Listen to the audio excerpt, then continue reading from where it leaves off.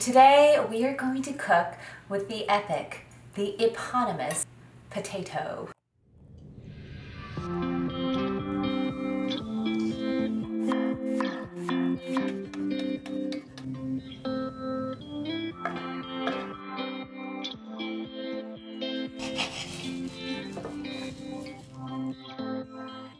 So there is no question in my mind that the potato is literally my favorite food of all time.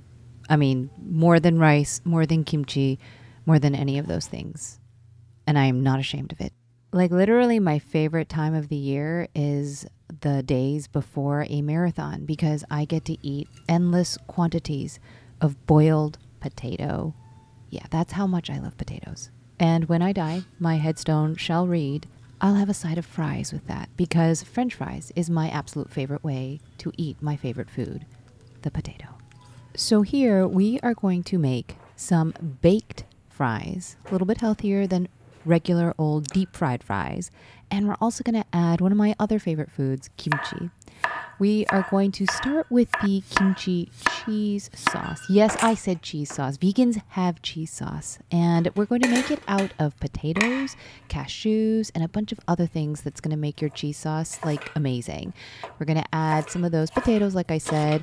We're slicing up very thinly a Yukon Gold potato as well as a little bit of onion.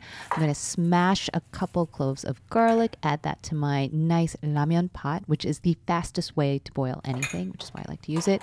I'm also going to add some green onion, just the white parts really of the green onion, not the scallion green parts, which we're going to add later for garnish. We're going to throw that into my brass pot, as well as some kimchi.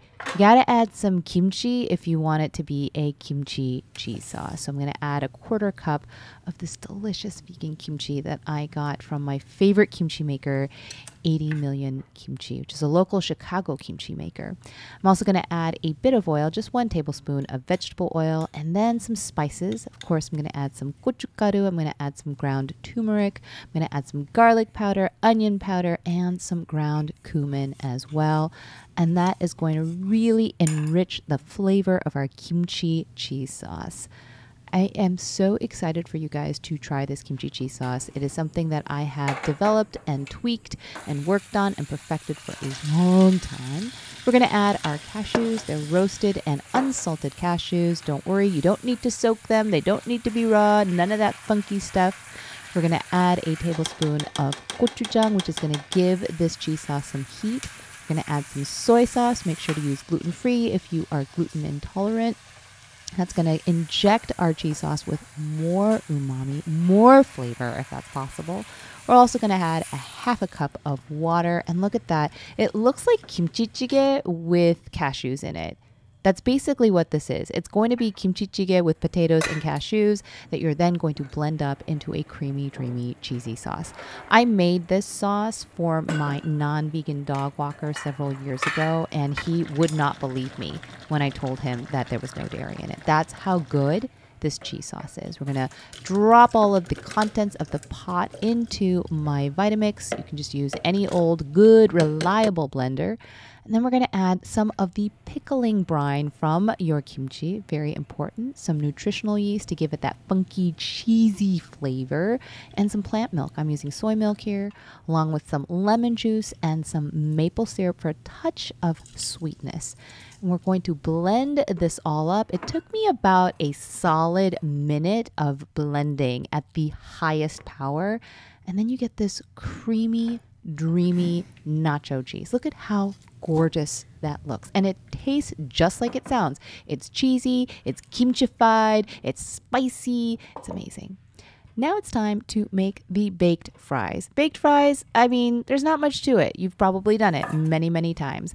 I'm doing baked fries instead of fried fries because I made some deep fried donuts before I made these fries, and I was like, yeah, I need to step away from the deep fryer. I'm just cutting them up into wedges here that are about 2 inches long, just because that's the length of my potato. I am using Yukon Gold potatoes here instead of russets because Yukon Gold potatoes I've found found bake a little bit better than the russets for this purpose, at least. I find that russets are a little bit too starchy for my purposes. I like the waxier potato for this recipe. I did not peel the potatoes because I like the potato peel. It's where a lot of the nutrients reside. I'm going to salt my water. And yes, I am going to parboil the potatoes. I want to give them a head start. Look at that beautiful shot of the steam. I'm sticking my chopstick in to make sure my potatoes are fully cooked, and yes, they are. I'm going to add some oil to my baking sheet. I'm not lining it with parchment paper. I'm not lining it with foil, and neither should you. I'm going to add about 2 tablespoons of oil. You can use less, you can use more. I throw my cooked potatoes onto that baking sheet, and now I'm going to spread them out.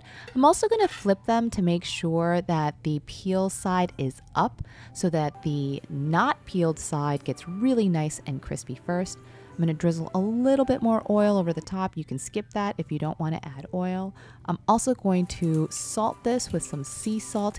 Again, give it a head start in the flavor profile area. And then I'm going to bake these at a scorching 475 degrees Fahrenheit. Do not be afraid to go there. Now for the sweet and sour kimchi topping. We're going to start with some onion. Just going to chop it up really easy, about a 1/4 cup of a chopped onion. And then we're going to add some garlic as well to our pan.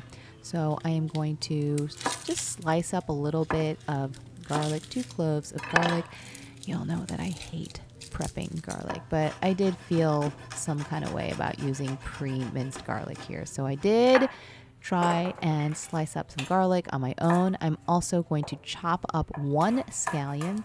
Again, I think I'm only going to use the scallion whites for this and save my scallion greens for garnish later. And then, yeah, I had this avocado lying around. I've been really into avocado toast lately with kimchi. So I have like 50 billion avocados in my house. I'm only going to use a 1/4 of it, and I'm going to slice it up really, really thinly. Again, just thought it would be fun to add this as part of the toppings for our cheese fries. I love avocado and kimchi. That flavor combination for me is just a big win. It's something that I've been eating a lot lately. All right, so we're going to get a big pan. I'm using a non-stick pan. This is my favorite pan. I'm going to put it over medium-high heat, and I'm going to add 2 different kinds of oil. First, extra virgin olive oil and sesame oil. And the reason I do that is because I like the sesame oil for the flavor, but I need the extra virgin olive oil so that it won't burn. I'm going to add my aromatics, my scallions, my garlic, as well as my onion, and I'm really going to go ahead and infuse that oil combination with those beautiful flavors and get it primed and ready for our kimchi. Yes, there we go. We're going to add about a 1/2 cup of kimchi. That looks so beautiful already. And what we want to do is we want to caramelize the kimchi. We want some of that natural sweetness to come out of the kimchi. So I'm going to cook it for a few minutes, try and caramelize it for a little bit, and then I'm going to help the caramelization process out by adding a tablespoon of gochujang, which if you've had gochujang, it's got a little bit of sweetness. But I'm going to ratchet up the sweetness with maple syrup. You can also use agave. You can use sugar, whatever kind of sweetener you like. I like maple syrup. And look at how gorgeous and caramelized our kimchi becomes. Now, this topping is actually the traditional topping for one of my favorite bar foods at a Korean bar. It's called dubu kimchi, which is tofu kimchi. Just borrowing it to add to our crispy, glorious baked fries here that you can see just came out of the oven. And really, you don't need to fry your fries. Baked fries taste just as good, the texture is just as amazing, and it requires far less standing around and bending over a pot of scorching oil. Can't be good for you, right? So I've got a plate there of my chips, as they call it in England. I'm going to fan out my beautiful avocado and add that to the top. Look at how gorgeous it already looks. And I'm going to drizzle some of that kimchi cheese sauce over that. I mean, my mouth is watering. Isn't your mouth watering? How is your mouth not watering? And then I'm going to add our gloriously sweet and sour kimchi topping that we just made. Literally, like I'm drooling, drooling inside my mouth. I'm going to add some more of that kimchi cheese sauce. I really challenge you, if you're not vegan, to eat this and say, yeah, no, that doesn't taste good.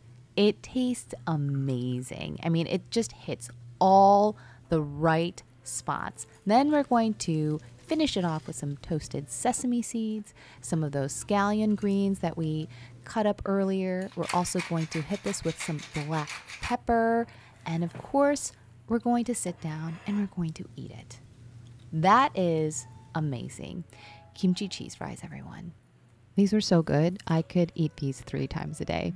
This might be my last meal request. I mean, that is how good it actually is. Anyways, guys, link to the full written recipe is in the description below.